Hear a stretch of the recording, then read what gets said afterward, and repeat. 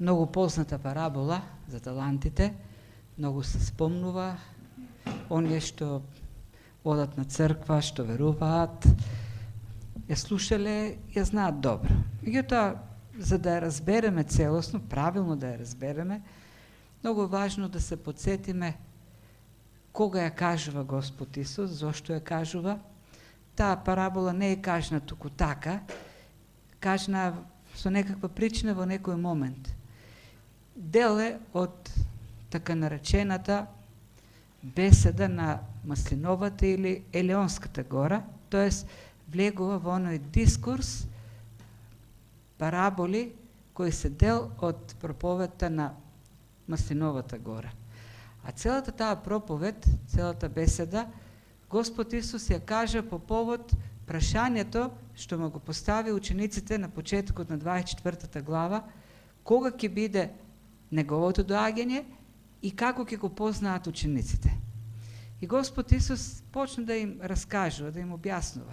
Започна со разрушувањето на храмот и разрушувањето на целиот Ерусалим од римската војска веднаш после неговото воскресение и премина на оние турбулентни настани времења што ќе следат до неговото воскресение, тоест второ доаѓање, и сите апокалиптички, катаклизмички појави што ќе го следат неговото второ доаѓање.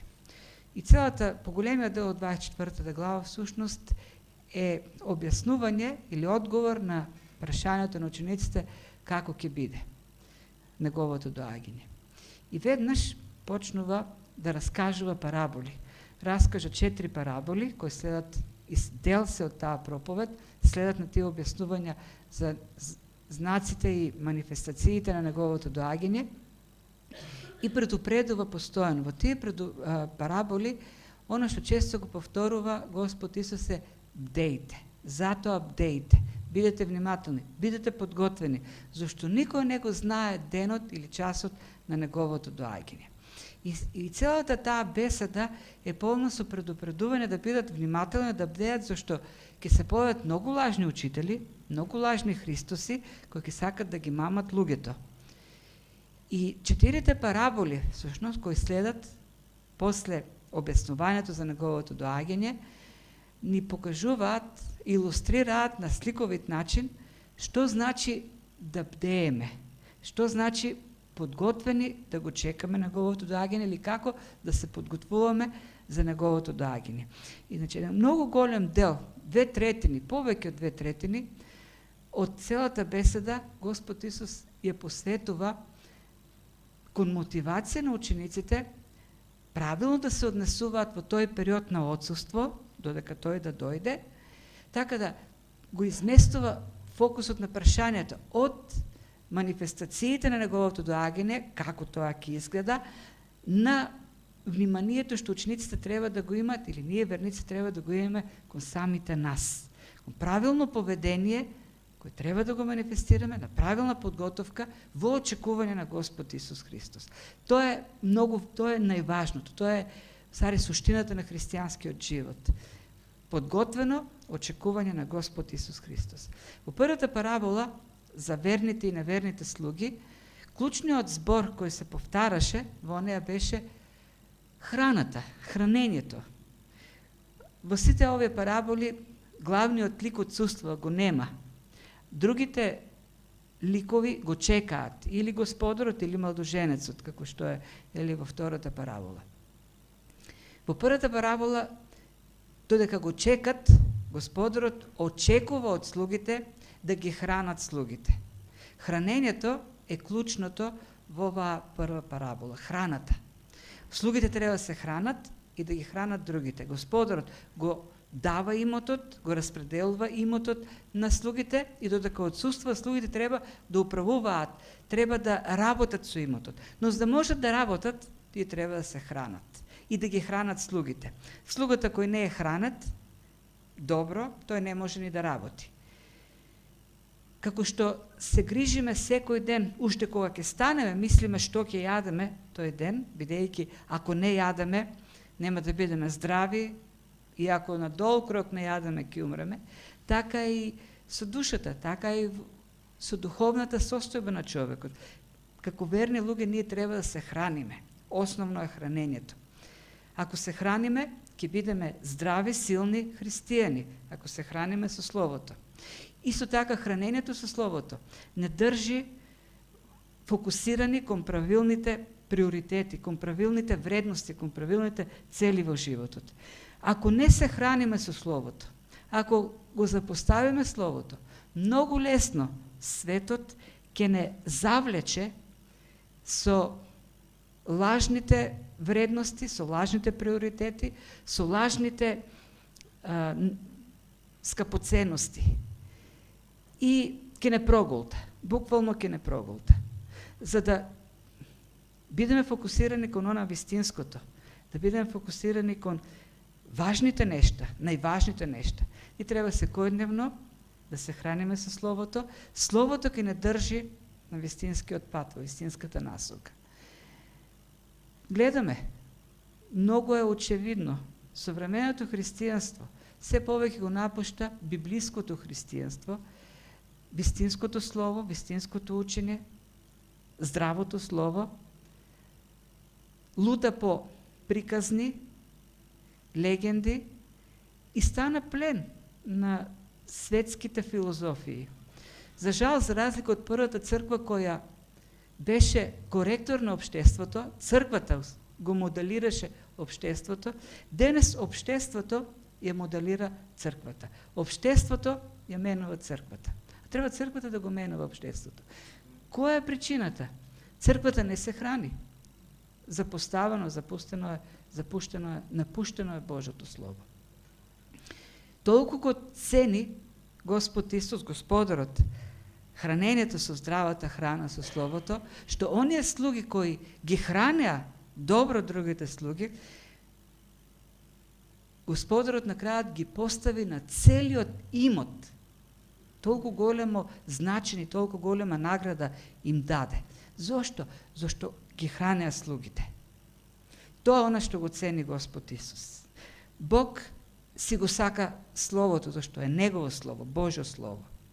Зашто тоа е храната, вистинската храна за човечката душа. И сериозниот однос кон Словото е она што го цени Бог. До Неговото доаѓање, всушност сака да каже Господ Исус Христос, бдејте. Како? Така што ќе се храните со Словото. Ќе растете во познавањето на Бог, во познавањето на Неговата воља, во познавањето на вистинскиот живот преку Словото. Храната доминира во првата парабола. Втората парабола, клучниот збор таму што се врти, критериумот на основа на кој ги подели едните девици како разумни и другите како неразумни, едните како подготвени, а другите како неподготвени, беше маслото, светлината. И рековме, видовме дека храната, Словото како храна, е светилник, е фактор на промена ако се исполнуваме со Духот. Не е важно само или не е доволно само да го полниме умот со библиските вистини, не е доволно интелектуално познавање на Словото, треба да се исполнуваме со Светиот Дух. Зашто Светиот Дух ќе го направи Словото живо во нас. Слово кое ќе не променува, ќе го променува она суштинското во човечката личност, неговото срце. А срцето е изворот на животот. Во срцето се изворите на животот. Словото го променува срцето преку Светиот Дух. Треба да се исполнуваме со Светиот Дух, да бараме Светиот Дух навистина да го контролира нашиот живот во сите области, преку Словото. Инаку, ќе бидеме само како луѓе кои се погледнуваат за малку во огледалото, како што вели апостол Јаков, и потоа тргнуваат и забораваат воопшто што виделе во Словото. Со молитва, со читање на Библијата, Светиот Дух да се вселува изобилно, прогресивно во нас и се повеќе да не завладува, за да бидеме навистина светлина во овој свет. Да бидеме светилници кои ќе го осветлуваат патот, ќе осветлуваат темнината и ќе ја покажуваат вистината. И тоа е суштината на втората парабола. Че гледаме храна, светлина. И истиот модел или сличен модел на раскажување Господ Исус применува и во третата парабола за талантите. многу позната парабола. Исто така и овдека има домакинство или има имот, и овдека има господар кој оди на долг пат, и овде има слуги, господарот го дели или го распределува имотот на слугите кои треба да располагаат, тоест да работат со тој имот, и на крајот пак господарот доаѓа после долго време од патувањето, од отсуството, и бара сметка, бара отчет од слугите. Сега, како што кажавме уште на почетокот, кога почнавме со овие параболи, Господ Исус користи, тоа е механизмот на толкувањето на параболите, некој клуч дава, некаков знак, некаков патоказ. И основниот или клучниот збор кој се употребува овде, кој го среќаваме постојано, е талантите. Талантите. Треба да сватиме што се талантите, што значат талантите. Разбирањето на талантите ќе не доведе и до ќе фрли светлина на разјаснување на целата оваа парабола, и што најважно за нас да разбереме што значи бдењето, што значи подготвеното очекување или дочекување на Господ Исус Христос. Талантите, така она широкото толкување, распространетото толкување на талантите е нивното поврзување со талентите. И во англиско говорните подречја, во англиските библии, се употребува зборот таленти. Не е зборот таланти, а зборот талент во современата употреба, во современиот јазик значи некаква способност, некаква дарба. Не. Имаме таленти, секој човек или способности или дарби го бива за нешто, ние велиме. Некој го бива за организација, за бизнис, за трговија, некој го бива за уметност, да пее, да свири, некој го бива за ораторство. Луѓето ги бива за различни работи, имаат различни таленти. И според таквото толкување, Бог очекува до неговото доаѓање талентите или дарбите што тој ни ги дал, да ги употребуваме за негова слава. Меѓутоа, како што ќе видиме во оваа парабола, талентите имаат поинакво значење, не се врзани со дарбите. Всушност, зборот талант нема ништо заедничко со зборот талент. Зборот талант, веќе неколку пати сме го кажали, тоа и пред неколку недели, не се сеќавам во кој повод, во кој проповед зборавме за долгот на слугата кој должел, нели, 10.000 таланти или колку беше таму. Талантот во древноста е парична единица.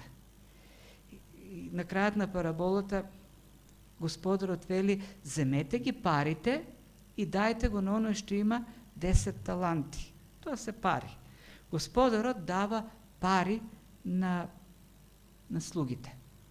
И кога во древноста ќе се кажало дека некој има многу таланти, тоа не значи дека бил многу способен, дека има многу дарби, тоа значило дека тоа е богат човек, има многу пари. Еден талант се равнал на 5 до 6.000 денариуси во зависност од каков е талантот. Имало арамејски, сириски или различни. А пак еден денариус е платата или дневницата на домесот што се дава за еднодневна работа. Тоа значи дека еден талант е 16,5 години. 10 таланти се 165 години работа.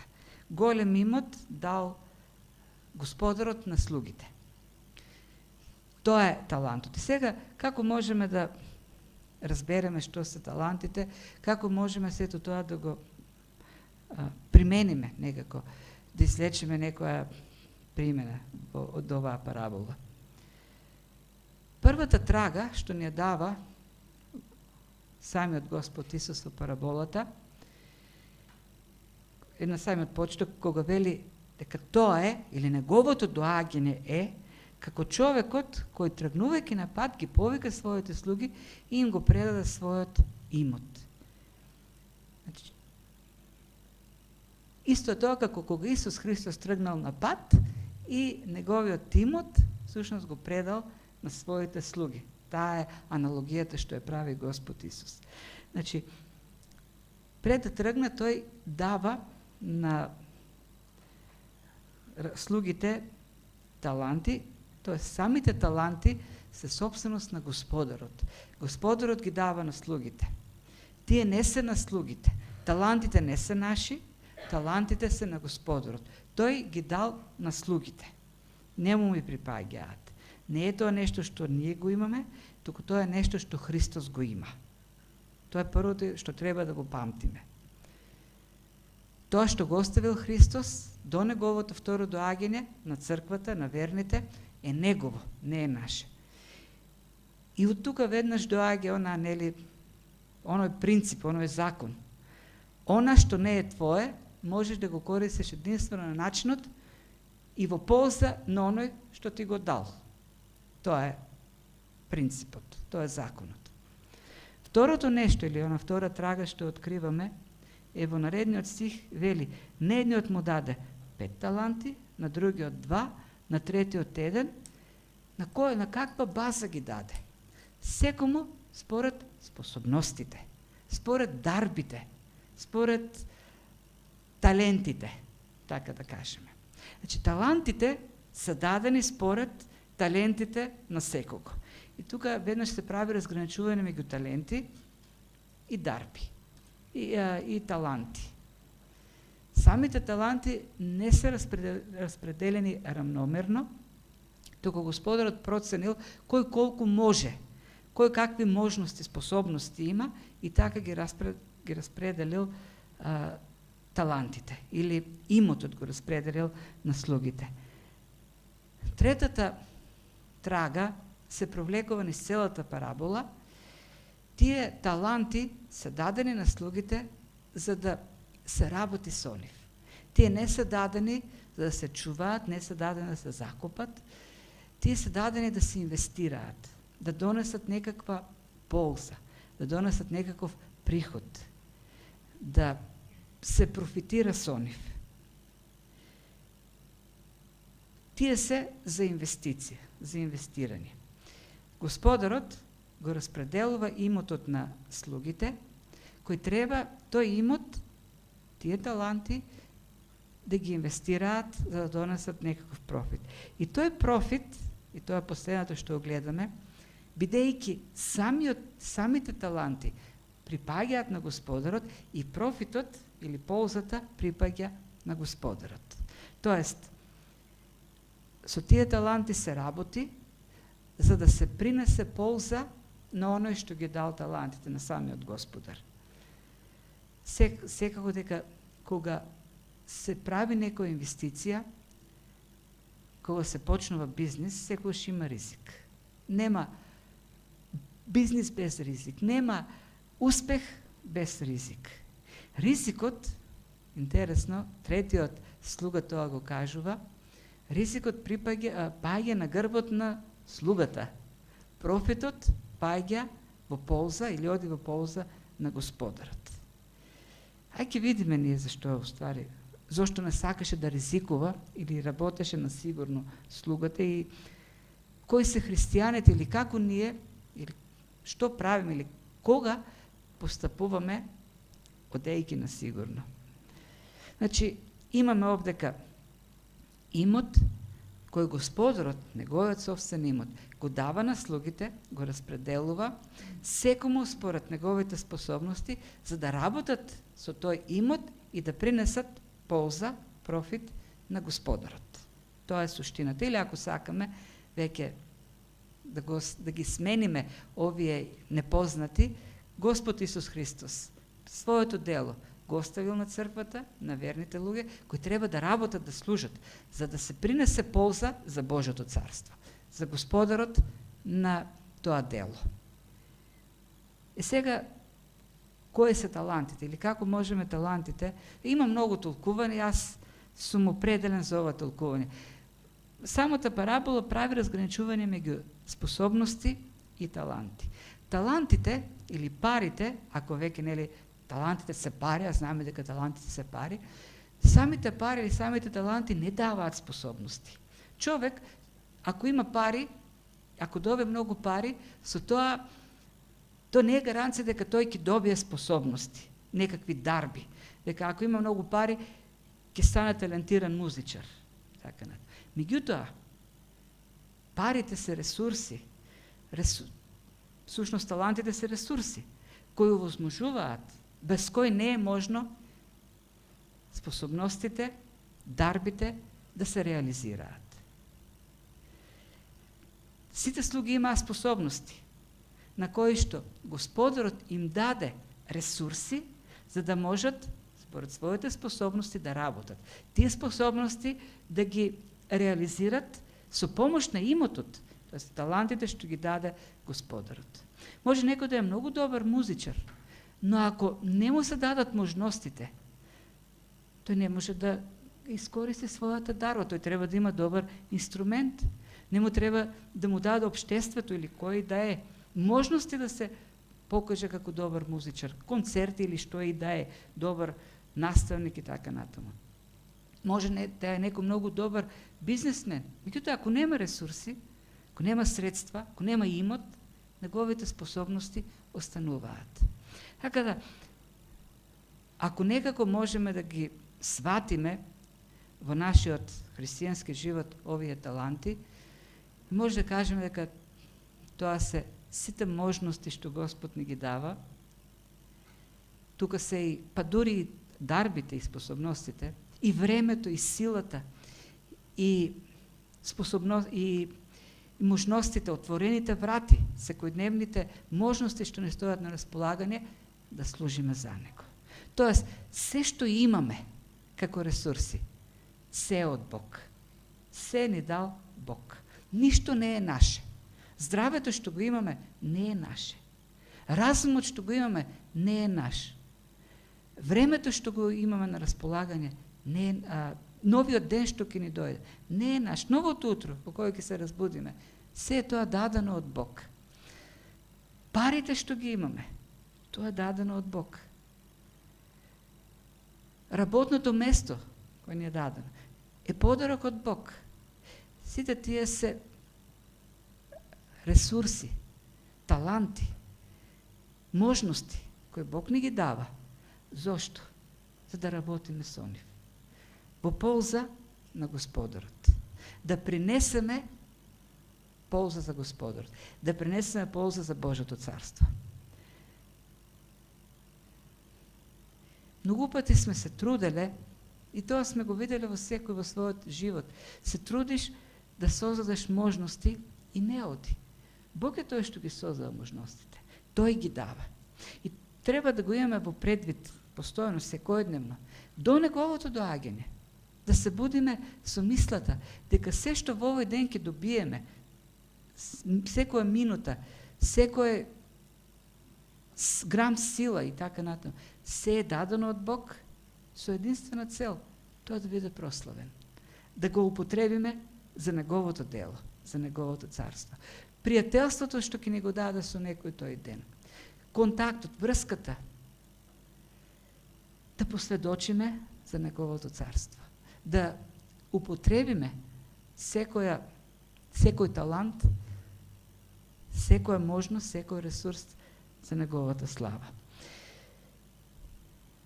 Има многу моменти во нашиот живот пресудни, кога се замислуваме и се прашуваме, добро, сега ова време што го имам или овие можности што ми се дадени на располагање, за каква цел, во чија полза да ги употребам?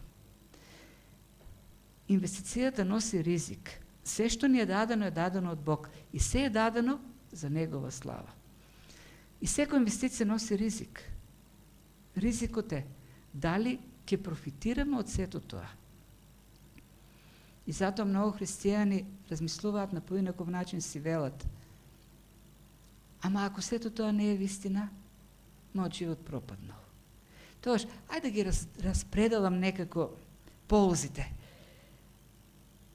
Еден дел или поголем дел ќе го употребувам за себе, од ресурсите што Бог ми ги дава.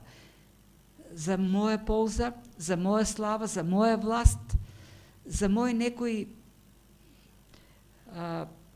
ситни ползи, за себични, така натаму.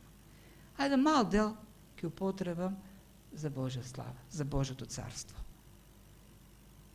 Тоа се дилемите што стојат пред нас постојано и ние взимаме решенија.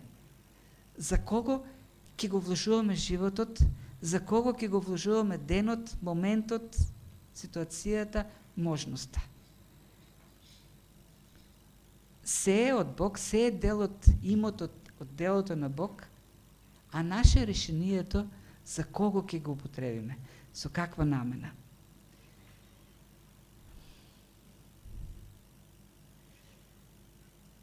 И од тука доаѓа, тоа е факторот од кој зависи дали ќе се представиме кога тој ќе дојде како добрите слуги или како злите слуги. Се што ни е дадено е негово.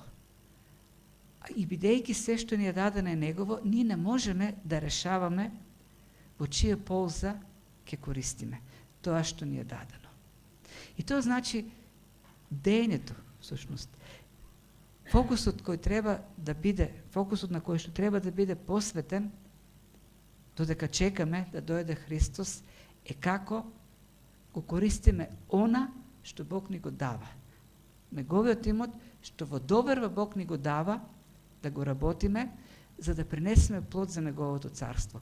Имот кој треба да послужи за ова царство да расте, да се шири, да се развива. Зошто? Зошто еден ден ќе дојде отчет. Во сите овие параболи има отчет. Тоа е отчетот. И на тој отчет ќе праша што правевте со ресурсите што јас ви ги дадов. Како ги употребивте? Првиот слуга, оној што доби 10 таланти, дојде со уште 10 таланти. Тоа значи, сега, не е тоа идејата овдека, но ако не размислувам математички, 100% добивка. 100% двојно го зголемил имотот на Господорот. Идејата овдека е за верност. Тој верно работел. Бил совесен слуга, одговорен. Господорот ми го довери неговото и јас работев со неговото и го зголемив двојно. Или со христијански зборови го поставил Божјото царство и неговата правда на прво место. Ако го поставиме Божјото царство и неговата правда пред се останато, и сето друго ќе не се придодаде. Разбира се, секако овдека има ризик. Ако го поставиш Божјото царство и неговата правда, сегаш постои сомножот од другата страна. Ама, ќе се грижи ли Бог на вистина за моите потреби? Дали на вистина мојот живот ќе биде употребен за вистинска цел, за вистинска кауза? Дали нема да ми пропадне туку така животот ако на крајот и не дојде Господорот воопшто? Или ако дојде, тој на поинаков начин ги мери заслугите на луѓето. Ги вреднува на поинаков начин. Тоа е ризикот. Дали ќе го посветиш времето, ресурсите, животот, способностите за Божјото царство или за себе? Дали времето што ќе го имаш, ќе го употребиш за служба на Божјото царство или пак да си гледаш телевизија? Или па да правиш нешто кој така тебе ти нуди некој телесно задоволство. И што направи Господорот? Му рече, добро сторено или арно сторено, добар и верен слуго, над малкото си бил верен, над многото ќе те поставам, дојди во радост или влези во радост на твојот Господар. Има христијани кои велат дека овие зборови ќе ги чуе секој христијанин на крајот. Ако добро сме сториле, ако добро сме располагале со она што Бог ни го оставил да работиме со него, тоа ќе каже добро сторено. Но ако не сме работеле добро, тоа нема да каже добро сторено. Тоа ќе го чуат верните луѓе, оние што верно му служиле. Апостол Павле говори за влегување во Божјото присуство на небото, ама така она како преку оган, без да се чуат зборовите добро сторено. Јас не верувам дека Бог ќе биде лицемер на крајот и сите ги третира на ист начин. Оние што добро, верно, посветено служеле, им ќе им каже добро сторено. Вториот слуга, и тој го чу истата пофалба. Иако имаше само 2 таланти, тој успеа да заработи уште 2 таланти. Тој покажа истата верност како и првиот слуга. Со она малку што му беше дадено, направи многу. И тука гледаме дека Бог не мери кој колку донел, туку кој колку бил верен. Секако, според способностите, Бог некому му дава многу, а некому дава помалку. Но ако верноста и кај едното и кај другиот е вистинска, е иста, на крајот наградата е иста. Да, има принос од христијани различен, кај некој многу поголем, кај некој помал. Еден е Лутер на крајот на криштото. Не може секој да биде Лутер.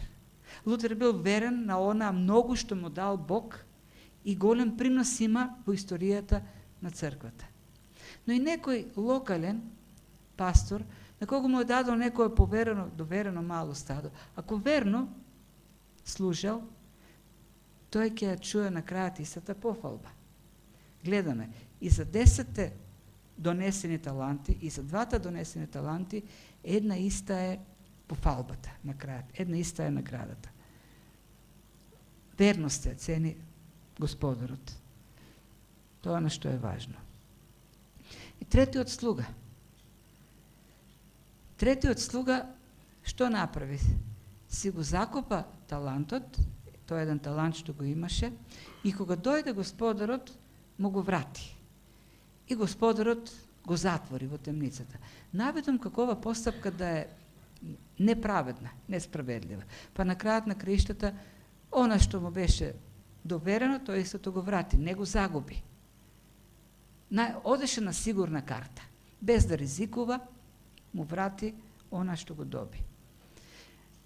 Во оправданието што си го измисли и во одговорот на Господарот можеме да видиме уствари за каков слуга се работи. Дали работи на фер односи или има некаква друга позадина. Тој си подготви оправдание.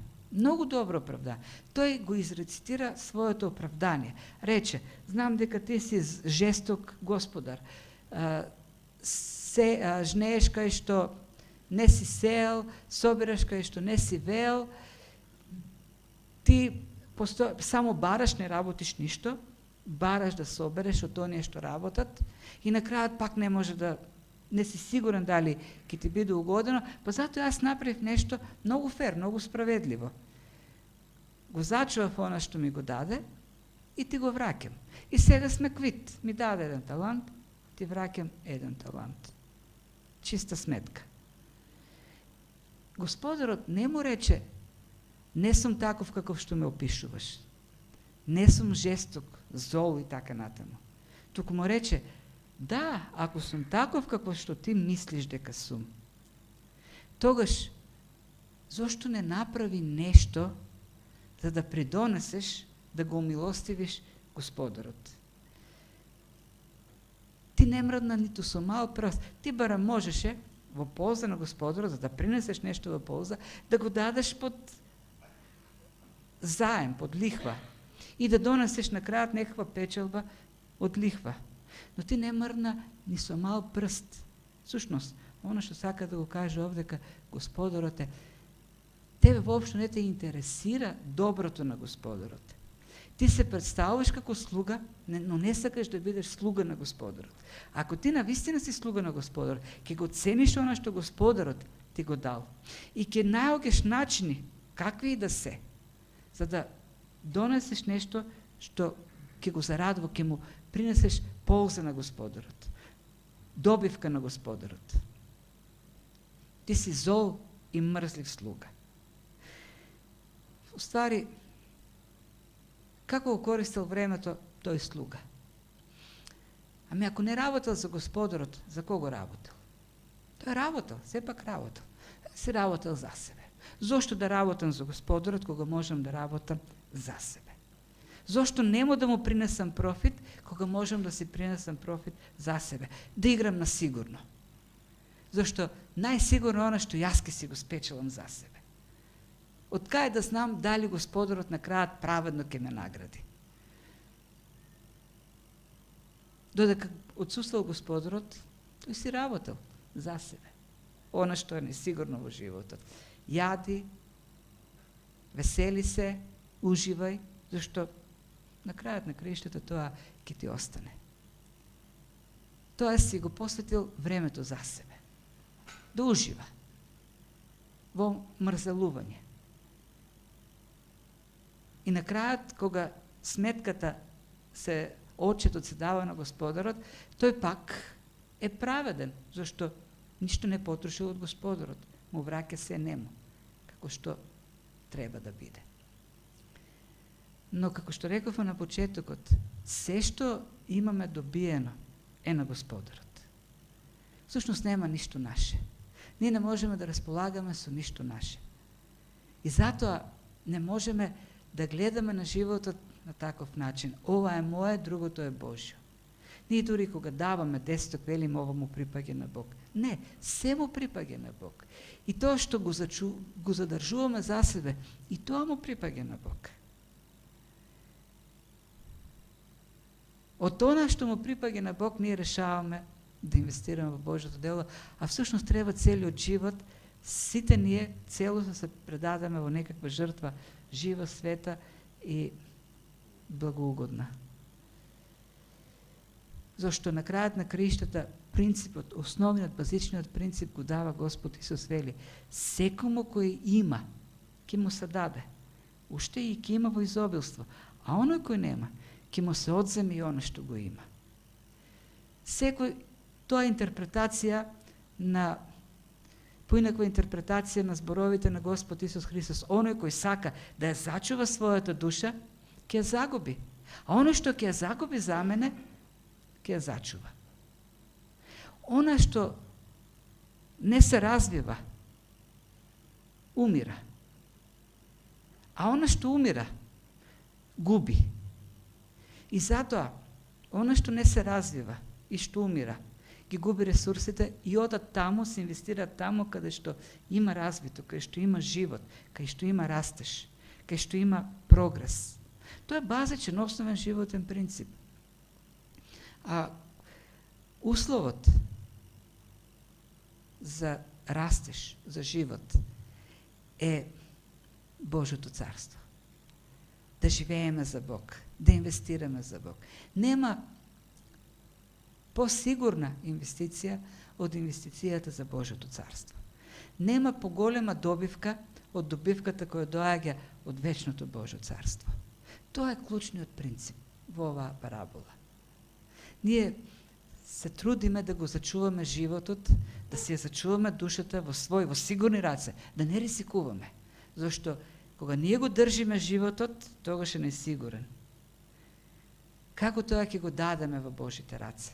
Како тоа нашиот живот кој е единствен, еднаш се живе на земјата, ќе го подариме на Бог.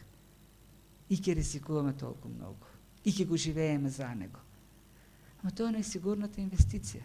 Тоа е несигурната добивка на крајот на краиштата.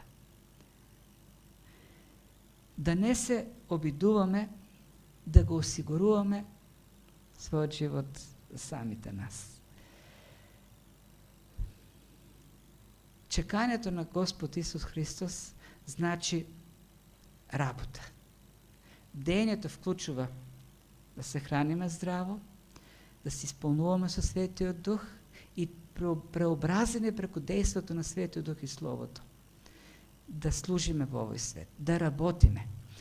За ова царство, кој ни е доверено, чии слуги сме, да расте, да се развива, да се шири. Тоа е суштината на чекањето, тоа е суштината на бдењето. Христијанскиот живот не е гледање во облаците, дали на некој облак нема да дојде Исус оба утро или вечер или. Христијанскиот живот е работа, слугување, служење, носење на профит, духовен профит за Божјото царство. Тоа е вистинското чекање на Господ Исус Христос. Зашто на крајот тој ќе дојде и ќе направи, ќе побара очет. Тој нема да праша кој колку знаел, колку познавал и така натаму од сите оние апокалиптични сцени што ни ги дава во 24 глава. Тој ќе праша како се хранеше или колку хранеше. Тој ќе праша за маслото. Тој ќе праша за талантите. Ќе побара очет тие нешта. На Бог му требаат. Бог не поставил како слуги, на Бог ништо не му треба. Но тој ни доверил имот, голем, богат имот, вреден имот, на кој треба да работиме.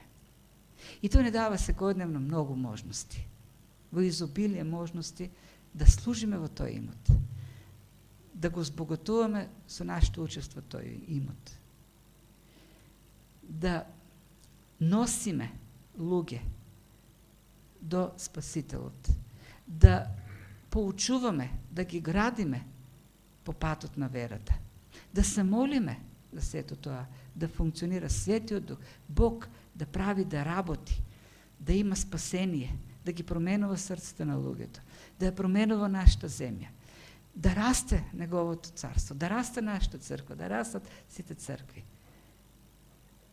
Тој ни дал многу за сето тоа да го правим. Голем имот, многу богатства, многу таланти, многу пари, многу ресурси. И очекува од нас верност. Верност да сето тоа да го правиме верно. Треба ризик, да, секоја инвестиција носи ризик. Но тој ризик на крајот сигурно се исплатува.